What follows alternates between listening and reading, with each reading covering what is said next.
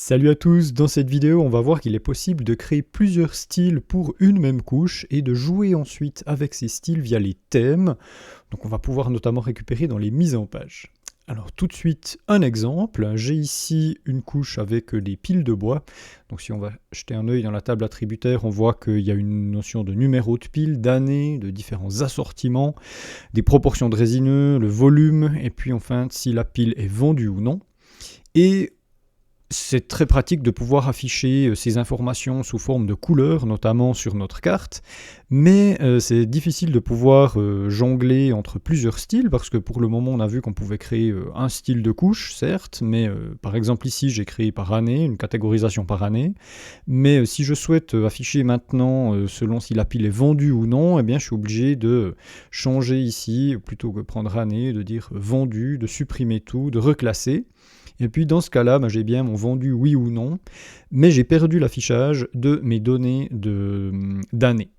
Donc pour pouvoir jongler entre plusieurs styles, eh bien, on va simplement pouvoir en créer un nouveau. Donc c'est extrêmement simple. Donc soit vous faites un clic droit sur votre couche, et puis ajouter un nouveau style. Donc ici, il va me demander le nom du nouveau style, donc mettez quelque chose d'assez éloquent, par exemple ici, vendu, bêtement. Ou alors, si vous allez dans les propriétés de votre couche, dans la symbologie, qui est un petit peu en dessus, voilà, et bien ici, vous retrouvez en bas aussi la possibilité d'ajouter un style. Donc vous aurez aussi remarqué que vous pouvez supprimer un style, renommer un style, et puis ici, vous pouvez changer l'affichage de votre style. Donc si je reviens, vu que ici je suis dans vendu, donc je vais laisser ça comme ça. Si je fais un clic droit, que je viens dans style, puis que je reviens dans année, celui que j'étais avant, eh bien, il est resté sous vendu parce que je l'ai supprimé. Donc je vais le remettre en année, supprimer tout, classer, voilà. Donc j'ai de nouveau 2014, 15, etc. Si maintenant je change de style, donc je viens sur vendu, celui qu'on a créé avant, eh bien vous voyez que tac, QGIS a enregistré les informations de style, de symbologie qu'on avait définies par avant. Donc le fait de pouvoir créer plusieurs styles autant que vous le souhaitez, et puis d'enregistrer ces paramètres et de pouvoir simplement changer d'affichage en passant par style et puis en sélectionnant celui qui vous intéresse, ça permet de gagner énormément de temps dans la mise en valeur des couches.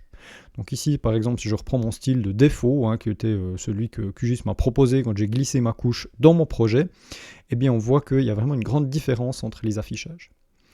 La sauvegarde de ce style ne concerne pas seulement la symbologie.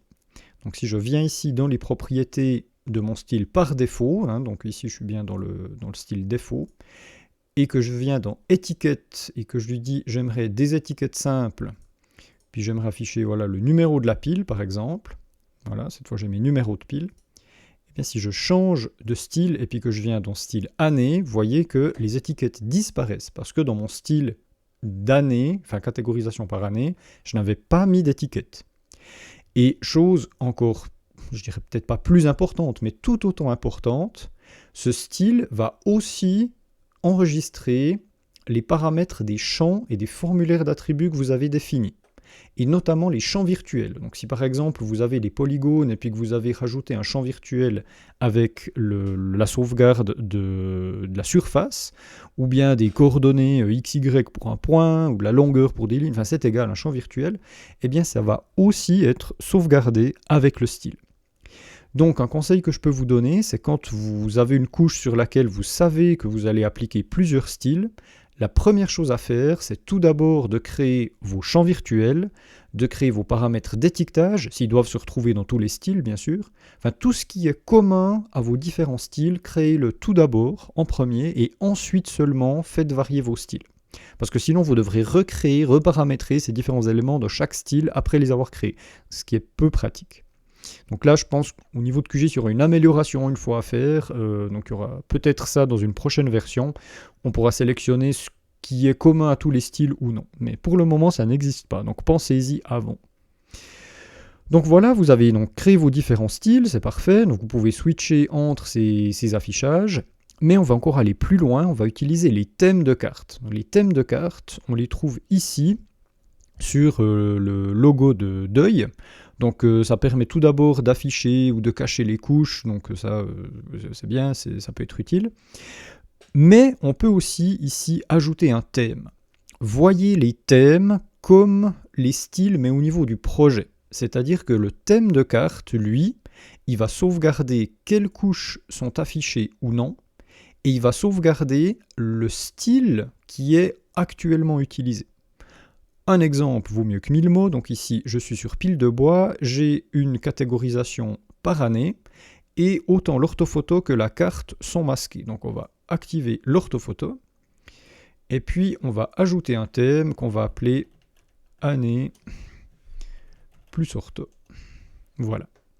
Maintenant, je vais décocher orthophoto. Ici, je vais venir sur le style par défaut avec mes étiquettes, et puis je vais mettre la carte. Et je vais ajouter un autre thème qui s'appelle numéro pile plus carte. Le nom est tout à fait libre, hein, c'est pas ça qui change quoi que ce soit. Bien, si maintenant je reviens sur année plus ortho, eh bien vous voyez que QGIS récupère, outre l'affichage de mes couches, aussi le style de couche, donc va rechanger, sélectionner le style qui correspondait à celui qui était présent quand j'ai défini mon thème.